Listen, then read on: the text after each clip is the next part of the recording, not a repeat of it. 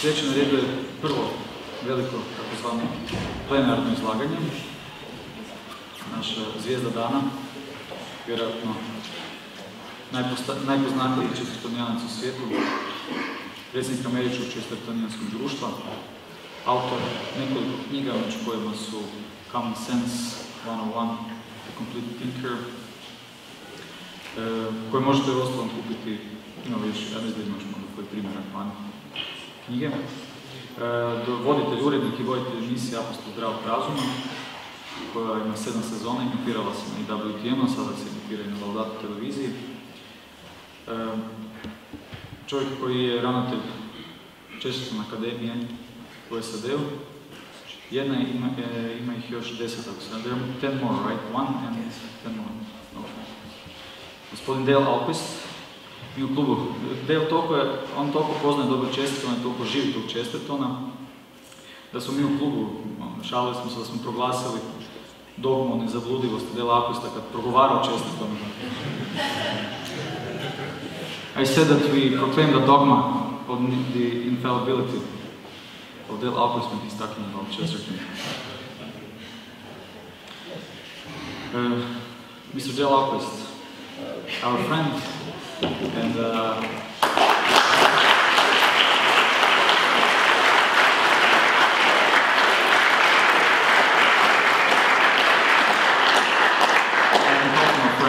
he's a friend, he's our friend. He's a friend of Croatia. I am a friend of Croatia. I am so looking forward to learning how to speak Croatian. But first I have to learn how to speak English. And my goal is that as soon as I finish learning how to speak English, I will immediately learn Italian. And then Croatian. It's a great privilege and honor to be here. Thank you so much for inviting me. Thank you for giving up some of your valuable time to come and sit here and listen to me. But it's a thrill to see the enthusiasm there is for Chesterton here in Croatia and all the good work that you're doing. And I just am very, very pleased and very happy. I have come from America to Croatia to talk about England. And this afternoon you're going to be hearing a much more interesting and much more beautiful speaker in Martine Thompson. And I have known Martine for over 15 years, for 16 years. And 14 years ago, I led a pilgrimage of Americans to England, and it was organized in part by Martine's father, who was our host over there, who took us around England. And one of the places that we visited was Glastonbury. And Martine was with us that day, and it was an unforgettable trip to Glastonbury. And there we saw the ruins of what was once one of the most beautiful churches in all the world. Larger and more ornate and more wonderful than Westminster or Canterbury. It was just one of the most glorious cathedrals in the world.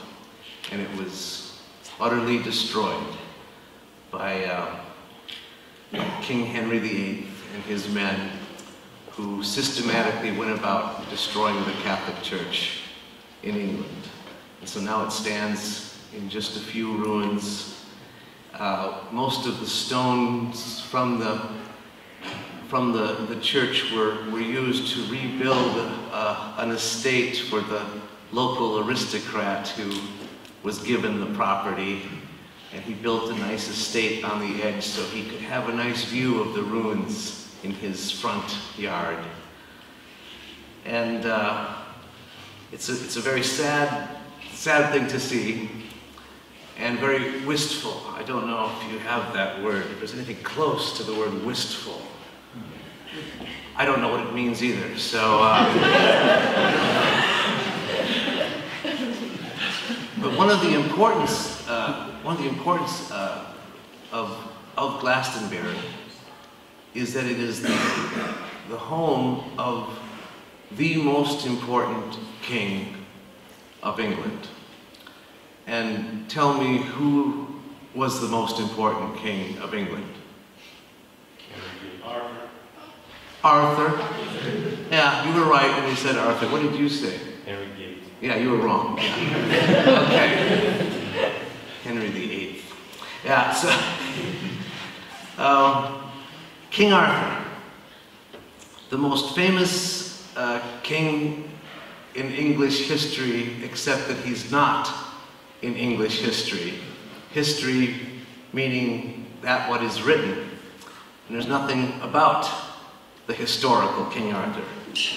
And yet, that is the place that he was, and it was finally established to be true, even to the point of finding Arthur's grave, was all discovered by an English scholar named Geoffrey Ashe, who made it one of his life's missions to establish the fact that there was a factual King Arthur. And the reason for his great importance is because he really existed. And this was in spite of all the historians and all the scholars telling him that it was just a legend and there's no real King Arthur. But he knew that there was. And why did he know that there was? Yes, that's the answer, because he read G.K. Chesterton.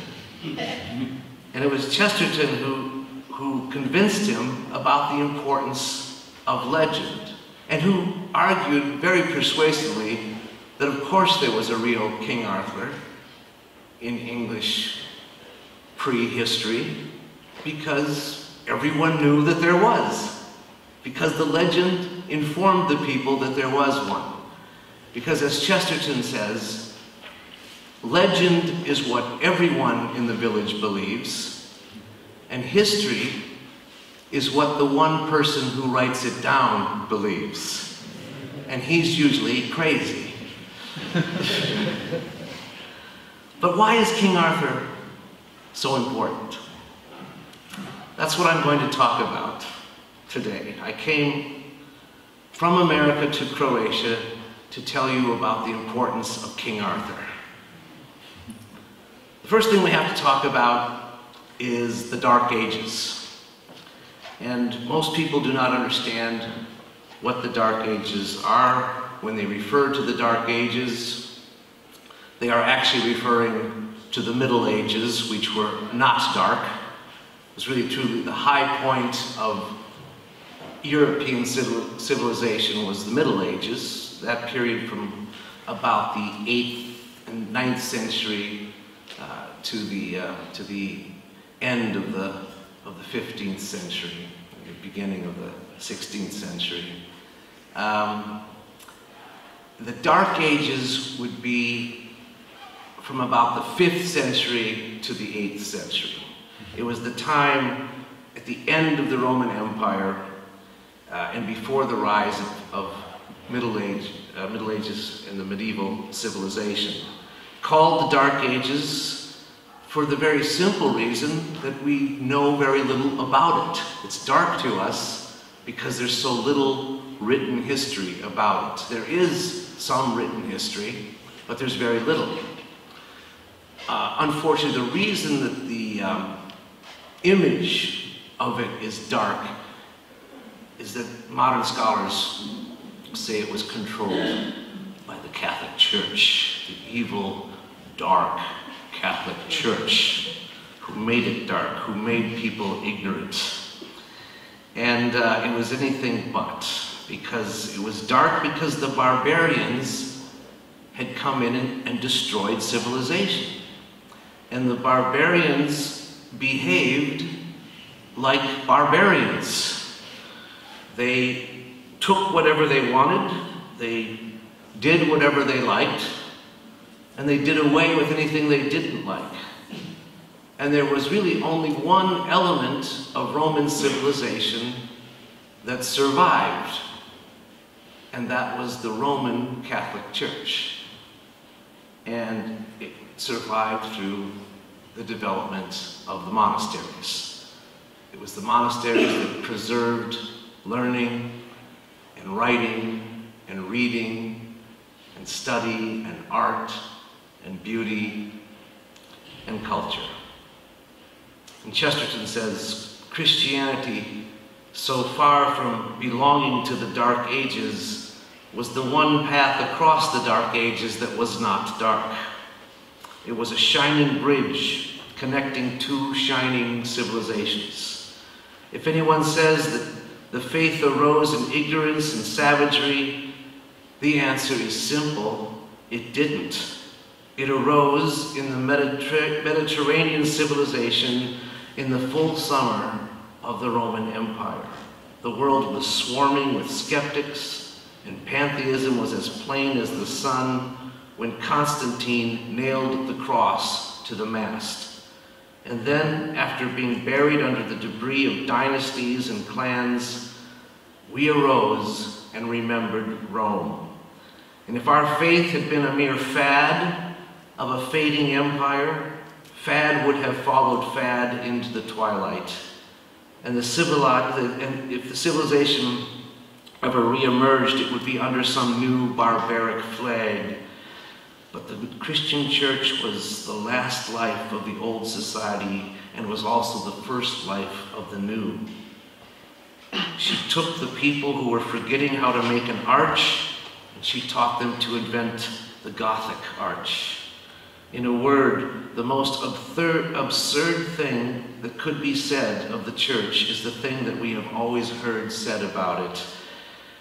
How can we say the church wishes to bring us back into the Dark Ages? The church was the only thing that ever brought us out of them. So, Chesterton argues that the end of Roman civilization, there was slavery in Rome. A large part of the population was serving a very small part of the population, a wealthy ruling class. By the Middle Ages, slavery had disappeared. There was a majority of free and self-sufficient peasants. At the beginning of the Dark Ages, there were no universities, no hospitals, no beautiful cathedrals. By the Middle Ages, all of these things had developed, and many of those beautiful cathedrals still stand. The oldest buildings in the world still being used for their original purpose. It was Chesterton who very much prophesied that we are heading into a new Dark Ages, that the barbarians are rising again. He said over 100 years ago, "We are learning to do a great many clever things.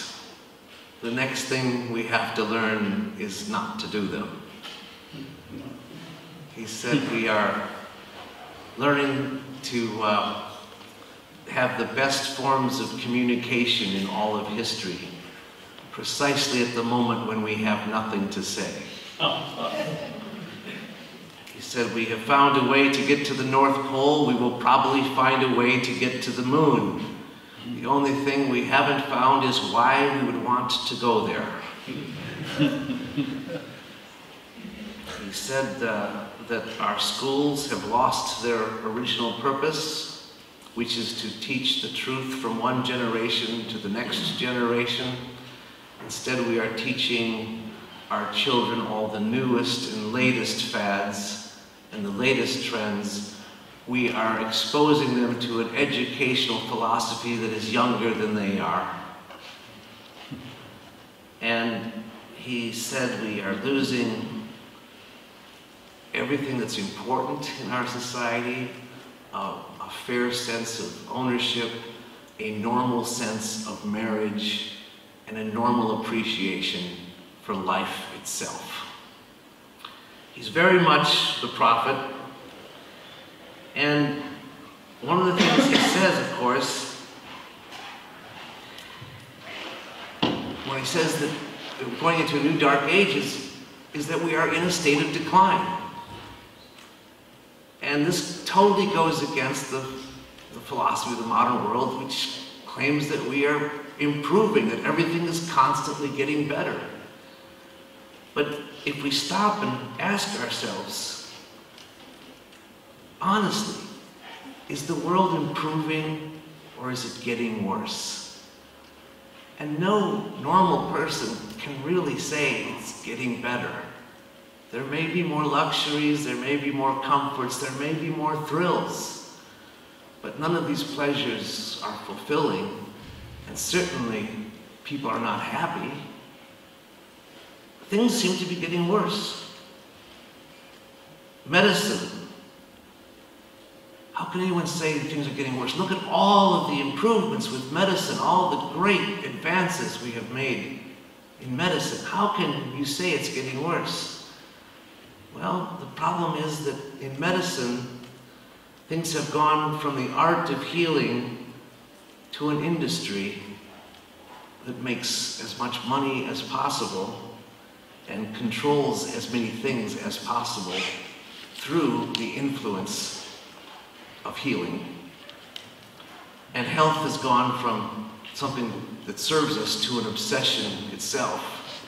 Chesterton says, the pursuit of health always leads to something unhealthy.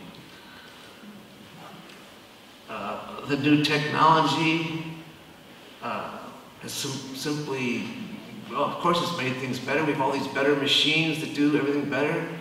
Yes, we have better machines to kill each other. Better machines for war. The best machines for war that we've ever had. The most efficient ways of killing people in all of history. And as a matter of fact, we have killed more people in history than the rest of history combined. And of course we have the great advantage of these telephones that can do anything, except for the fact that we are slaves to them. We can't let go of them. This will just take 1 minute. I have to do this. I'm sorry. This is very important.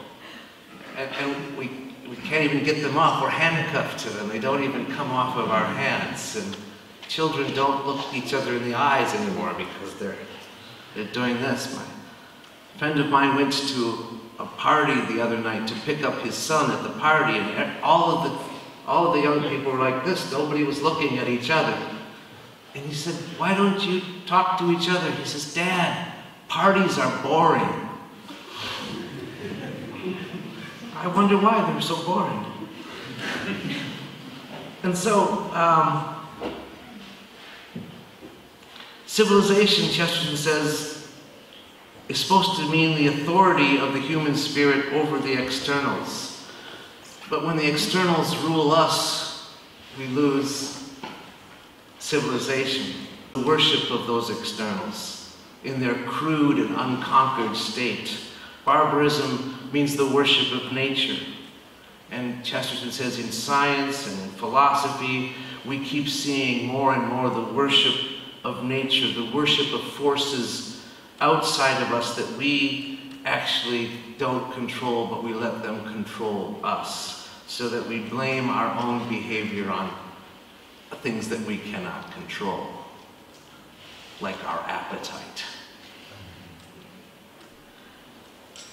We have lost the very simple principle of free will, which is the most important idea to Chesterton to inform any philosophy. Every modern philosophy, he says, is an attack on free will. Whether it starts with the Protestant Reformation and John Calvin taking away free will, and God has already condemned us to hell or elected us for heaven.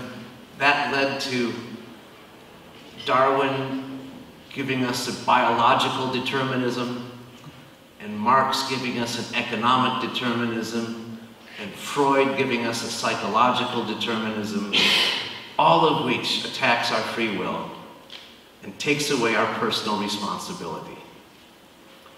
And we are not free. We blame our behavior on something else, on our parents, on our poverty, on our wealth, and we are becoming barbarians, and we are headed into a new dark ages, looking for excuses to do whatever we want. We are not in a truth-seeking age. We are in a pleasure-seeking age, as barbarians are. And there is a rebellion against civilization. Chesterton pointed this out, that the new barbarians are rebelling not against the corruptions of civilizations, but against the institutions of civilization, against marriage, against courtesy, against justice. And they follow the tendencies of the savage, and they allow their temptations to be terrorized by obsessions that they are really obscure, and they are unhappy, they are restless, they are hostile, full of doubt, full of ignorance. In a word, they are agnostic, which is simply the Greek word for the Latin word ignorant. But now, as we're faced with this new social anarchy, this new savagery, where everything's done on the account of pleasure or pain or suggestions or loves or hates that are irrational, or dislikes and likes that are merely a matter of taste, there's no intellectual debate about any of these things anymore. There's a growing obsession with nature, and Chesterton sees that there's only a few things left to protect civilization. The last time the Dark Ages came, the arts and the sciences had to go into sanctuary. Literally, they went into the monastery, and the monastery protected the arts and the sciences. But in the new Dark Ages, Chesterton argues that the monasteries are not going to be around, and something else is going to have to preserve civilization. And he says that's going to have to be the family. And each family is going to have to protect culture and science and learning and wisdom and art and truth. Because he says we are attacking reason as much as we are attacking faith. He says the Catholic Church is the only thing left defending reason in the modern world. If you think about the attack on life itself through abortion, is an attack on reason. There's no reasonable defense of abortion. It can't be defended against according to any laws of reason. The attack on gender itself is unreasonable. There's no reasonable defense of that. You're simply trying to defend against savage appetite and savage desire. So you're asking me at this time, I know, you're saying, okay, what does all this have to do with King Arthur? You said you were going to talk about King Arthur, Dale. When does that start, or should we just leave now? Stop all this ranting. Okay, I'll tell you what it has to do with King Arthur. King Arthur represents the last defense of civilization before the Dark Ages, because that is when the historical King Arthur lived. He lived at the very end of Roman civilization, at the very beginning of the Dark Ages. He was the last defense. Chesterton says that all these modern doubts about the court of Camelot can be traced to the fact that we just have not gone back far enough to find King Arthur. This is what Jeffrey Ashe understood too. It's founded on the notion that if you go back far enough in time, things were not barbaric. They were not barbaric before the Dark Ages. The truth is, if you go back far enough, the world was still civilized. And if you go back far enough, you get to Roman civilization. If you go back far enough into the night, you get to the light of the previous day. If you go back far enough into the Dark Ages, you get to the light that is still coming from Rome. And King Arthur stands in Britain as the first of the Britons and the last of the Romans. Rome not only represents civilization, Rome represents the Roman Catholic Church. And there are three very important ideas and symbols associated with King Arthur. His famous sword, Excalibur. You see me holding it up there, you see the sword?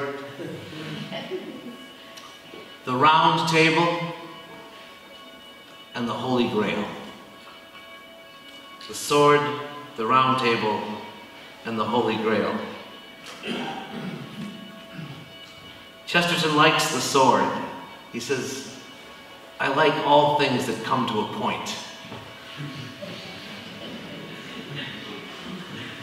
Excalibur has the legendary inscriptions on each side of it. The one inscription is "Pick me up," and on the other side, the inscription is "Throw me away." Take me and toss me. Because with the sword, we have to know which to do and when to do. There's a time when we need to defend the truth and to defend against attack. But as Chesterton says, the true soldier fights not because he hates what is in front of him, but because he loves what is behind him. The sword is for defense, and it's very important at times when it has to be picked up. But it's also equally important that it must be put down. There's a two-edged truth to it. Defense is a duty, but we have to hold the sword. The sword cannot hold us. And also the sword represents craftsmanship, which is very important. We have to make the sword. And it can be a beautiful but terrible thing, because there's a certain love of beauty that goes into the crafting of anything. And then comes the second symbol, the round table, which we associate with King Arthur. Chesterton says the round table represents heroic comradeship, the image of men who are willing to feast together, to argue together, to serve together, and to govern together. Just as the sword is a symbol of war, the table is a symbol of peace. And the round table is a symbol not only of universality, but of equality.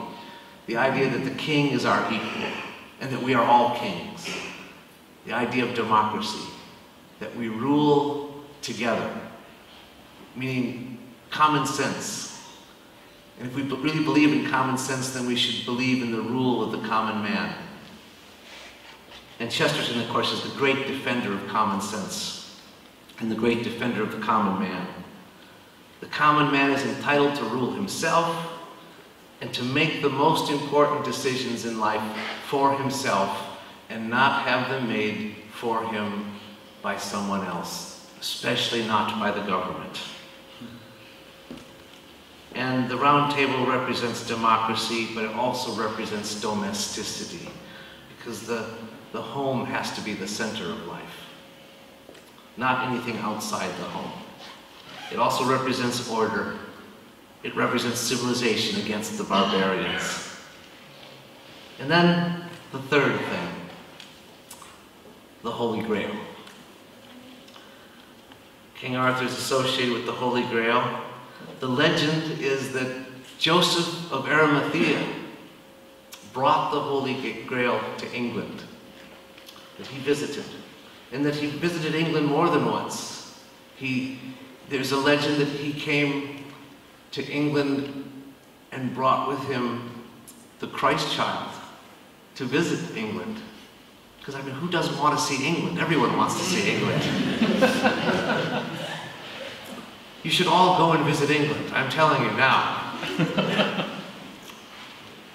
the famous hymn that I know you have heard, Jerusalem by William Blake. And did those feet in ancient times walk upon England's mountains green? Does anyone know what that's talking about? Did those feet, did the feet of Christ in ancient times walk upon England's mountains? What an image, what a beautiful thing to contemplate. A true Englishman would actually think about that maybe the Christ child walked on our island. We should make our island holy land, with holy ground. But one of the things growing at Glastonbury is a tree called the Glastonbury thorn. That is a tree that has been there longer than anyone can remember, that actually is the same kind of tree that grows in the Holy Land, from which a crown of thorns would be made. The idea that Joseph of Arimathea took one of the thorns from the crown of thorns and planted it at Glastonbury, and that he brought with him the chalice from the Last Supper. Crazy idea. Except Christianity does go back in England farther than anyone can remember. And it's traced to that spot at Glastonbury. And no one knows why it started there, how it goes back to that spot. Just as Marco was saying, when St. Peter arrived in Rome, there were already Christians there. Someone brought it there before anyone else. Because history goes back farther than history goes back. Farther than the written word goes back.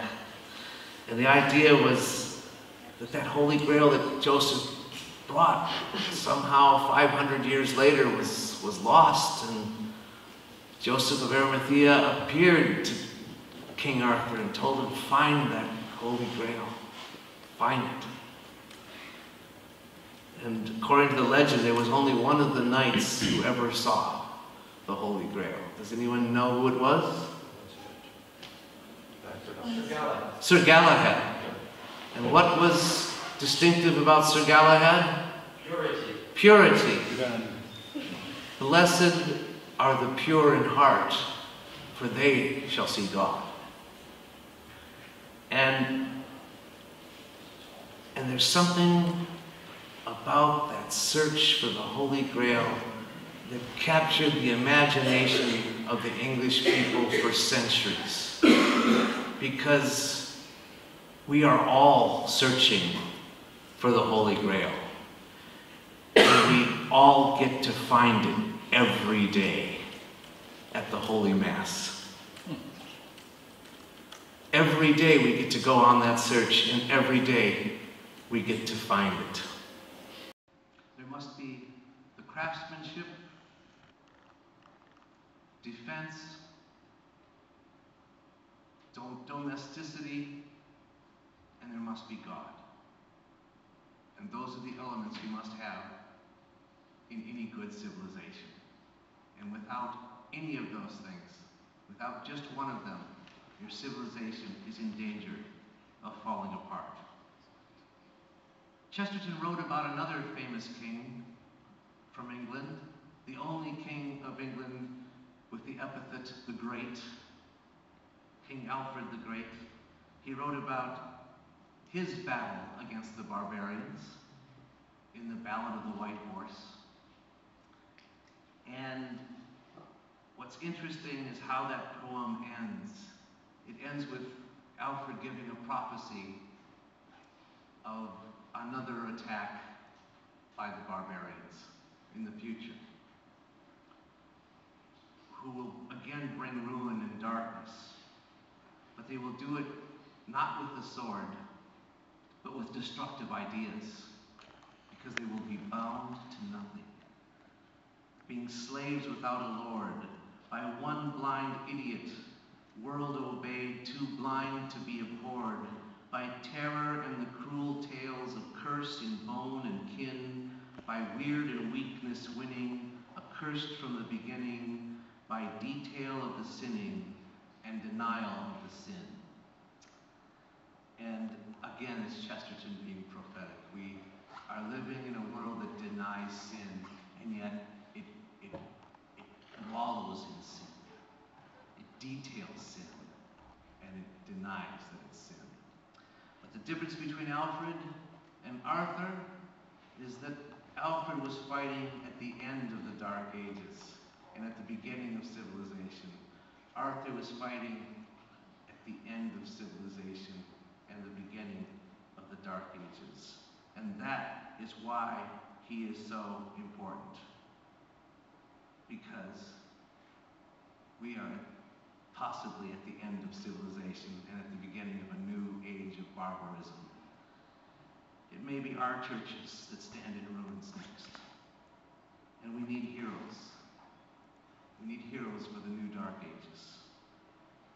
Because what is the other legend about King Arthur? That he will return, the once and future king.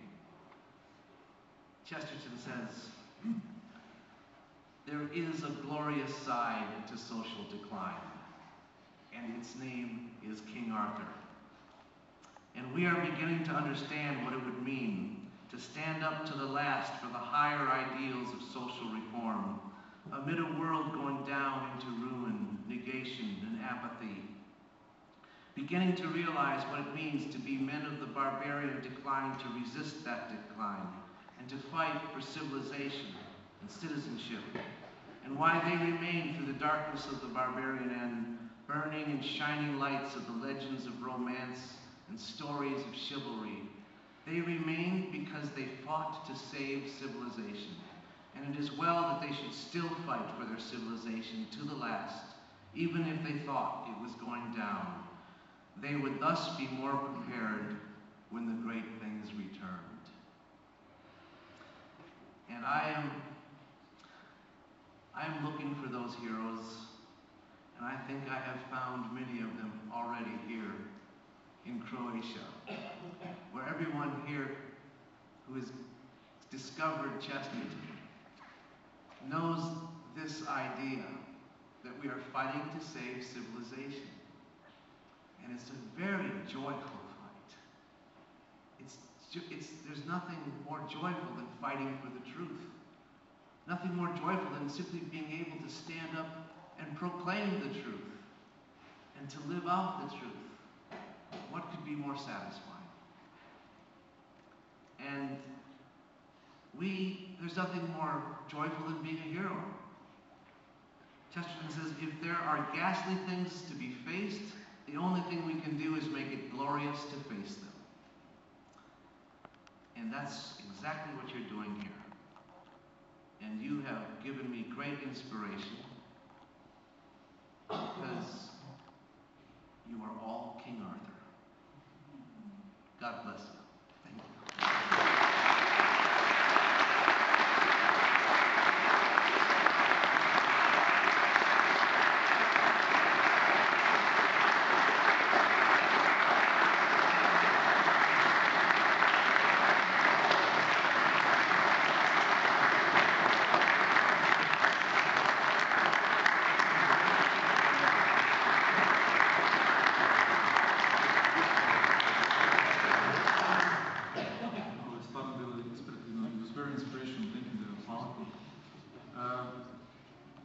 Ja bih rado imao Dela svaki dan da ga slušam van. A zapravo to i možemo svaki petak na Laudate televiziji. Apostle zdravog razuma, Daleova emisija je Path of Common Sense na Laudate televiziji. Također će biti specijalna emisija Apostola zdravog razuma na Laudate televiziji. Snimili smo razgovor s Delom koji govori o svojim životu i obraćenju i zašto voli Chestertona, po čemu Chesterton važi, tako dalje. Možete to gledati. You mentioned to everybody to visit England, you know. Bili smo na hodočašću u engleskom Chestertonovom putovima, pa da znate da je klub planira, nadam se da ćemo i to ostvariti, jedno Chestertonsko hodočašće iduće godine u engleskom, pa zabilježite se datum, negdje 6. mjesec vjerojatno.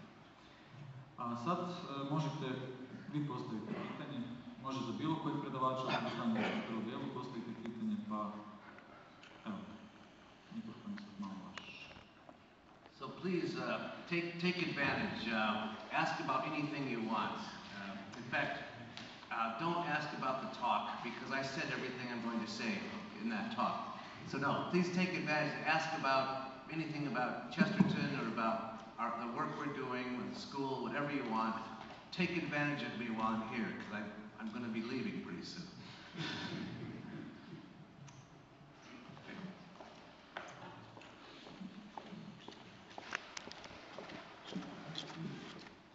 Hello, my name is Dale Ahlquist. I'm professor here. I'm respected. A question about the schools. What are the main principles of Chestertonian school and way of education? If you could just point out. We operate on the idea that truth, or that education simply means truth in the state of transmission. It means passing the truth from one generation to the other. And we operate according to the three principles of classical learning, which is truth, goodness, and beauty. So, is it true, is it good, and is it beautiful? All of the three things that are attacked in today's world, all those things are under attack. But we also have a very integrated education, so that we start with classical philosophy, and our students read Plato and Aristotle. They read the Old Testament, they read Homer, and so they start with that and go through history, so that what they're studying in one class is integrated with what they're studying in another class, instead of separating everything from everything else. Chesterton says that the weakness of modern education is that everything's a wild divorce court, because everything has been separated from everything else. We try to put everything back together, and then it all is connected to one truth. The incarnation must inform everything that we teach. So we start with daily mass, but then we teach the arts. We teach music. They sing for 4 years. They learn how to draw and paint, so that by their 4th year they're copying oil masterpieces. And then they study drama, so that all the students are required to get up on the stage and act. Because my wife, who teaches drama, says drama is the most Christian of all the arts, because it's about dying to yourself and coming to life as someone else that has been created for you to be. And it's about working together like the body of Christ, so that even the small part is important. And if the small part suffers, the whole body suffers. And then we teach 4 years of philosophy and then 4 years of theology to go along with literature and math and science. Give us the reference to the line you shared with us about the glorious side of social decline being in King Arthur. Yes, that line, the glorious side of social decline, comes from a speech that Chesterton gave. And the only source I have is it's a newspaper report about the speech. And it gives about 3 paragraphs from the talk. And that was one of the lines in it. So it's one of those previously undiscovered pieces of Chesterton. Chesterton's books, of course, are wonderful, but they represent only a fraction of what he wrote. He was primarily a journalist, so he wrote thousands of essays, but now we are finding even a new source of Chesterton material, which are the journalistic accounts of the many speeches he gave, and there's over 1,000 of them. Just a brief question. When you were talking about the social decline and everything in the field of social and people in general, do you think that Albert Einstein also had some readings of Chesterton in his work? Because I think he said that never has the generation, or never will the generation, achieve so little if they start photographing and everything they do, and actually photograph that they have achieved nothing. Yeah, I don't know specifically what Einstein read of Chesterton, but there's no question he would have been aware of Chesterton, because they rose to prominence at exactly the same time, and they were both very prominent, so they would have known I mean, Chesterton makes some references to Einstein, certainly. So I'm sure that Einstein would have encountered Chesterton's thinking as well.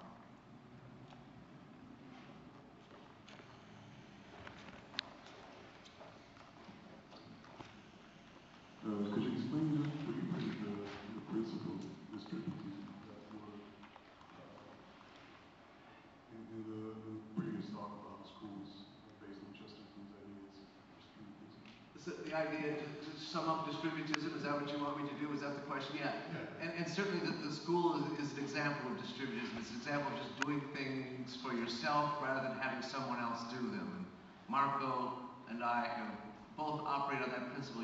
Just taking control of your own life and not letting the government run things or paying some expert to do it when the people who are the most experts about your children are you. And so the main principles are local government, self-sufficiency, and local commerce to the greatest extent as possible. So whenever you can, try to support your neighbor rather than supporting a big corporation where the money goes out of the community, because if you pay it to a small business, the money stays in the community. It stays, and you're supporting your neighbor literally. And so it has to do with an economy that's based on the family and the family's interests. And the two things that are against the family are the corporation that takes the father and mother out of the home and makes them wage slaves and working for someone else rather than working for themselves. And the other thing that attacks the family is the government that wants to replace the responsibilities of the family. So the family should rule itself and support itself to as great an extent as possible. And the principle of Pope Leo XIII, Rerum Novarum, upon which distributism is based, is that more workers should become owners. Chesterton's book, The Outline of Sanity, is the one to read about distributism. And then our Gilbert magazine always has a column on distributism as well. My question is, here. Yes. What are the differences between Croatia and the US in terms of what attracts people to Chesterton? As you've noticed, probably most of the people around here maybe 30 or less.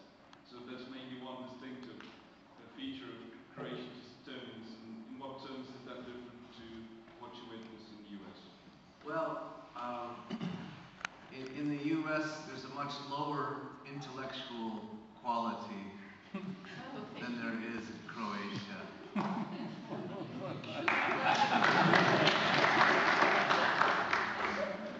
One of our great problems in America is that we have a very inflated sense of our own history. We think something is old if it's 100 years old. That's because you're going into half of our history right there when you go back 100 years. And so we have really, there's no sense of rootedness in a true tradition that goes back. America has never been a Catholic nation. It's always been a Protestant nation, and protesting against other Protestants. They all protest against each other. And as someone said, even the Catholics are Protestants in America. So the Catholics have always been in a minority, and so they're always fighting against the culture in America. We have, there's a growing number of converts. I'm a convert, and because of reading G.K. Chesterton, and the converts are having a certain effect, not only on the Catholic Church, but on the culture itself. It makes people, it was unthinkable at one time for people to become Catholic in America, but more and more people are, and that is being noticed. So those are some of the small and big differences right there. We of course, most of our culture is borrowed from the rest of the world. We have very little our own culture.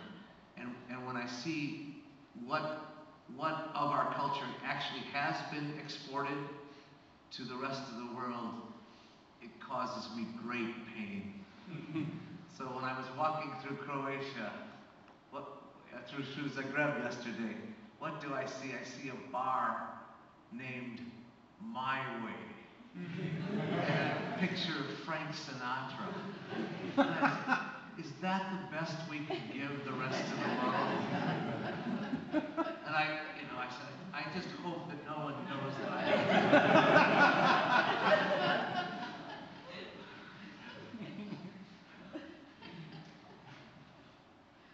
So that's a question I've never been asked before. That was a fun question.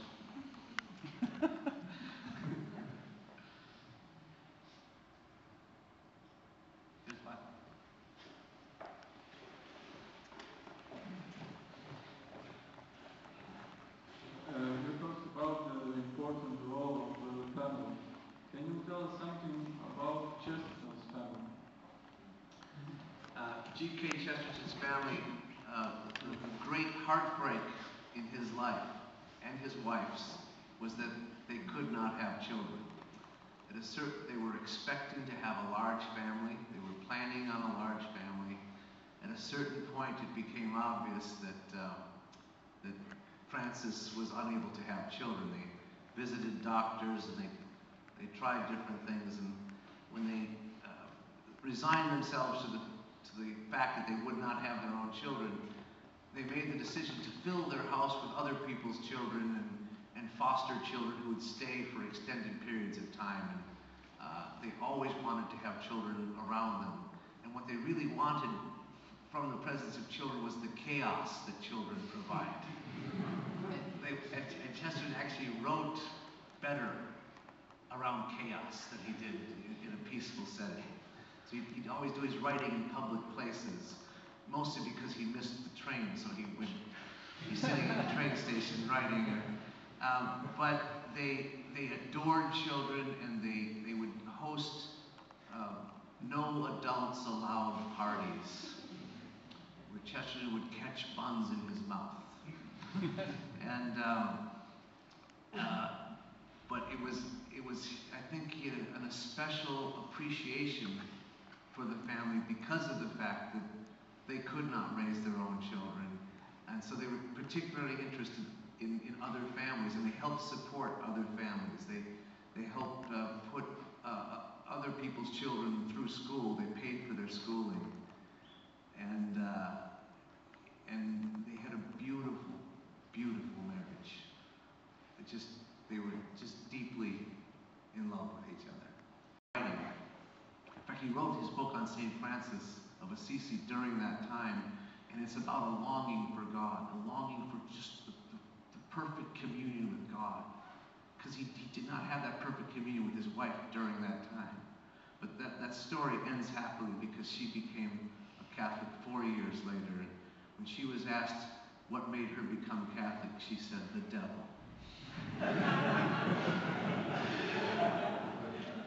And when Chesterton died, Francis did not live much longer. And George Bernard Shaw said she died of widowhood. She said, I can't believe he doesn't need me anymore.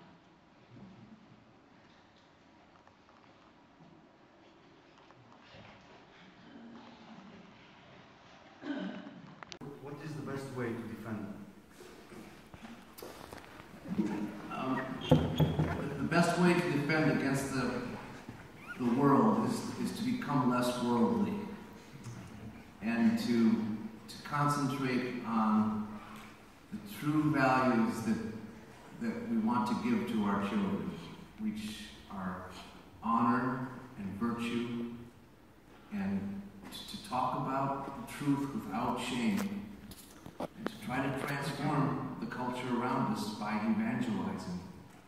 And we need to make the people who are Catholic in name only to be Catholic in spirit and in truth, and to worship with greater vibrance. But we can do it by being good Catholics and having that effect on our friends and on our neighbors. But We have to teach our children the truth, teach them honor and virtue, and that's why their neighbors start learning the same thing. And we transform a society from the ground up, from the grass.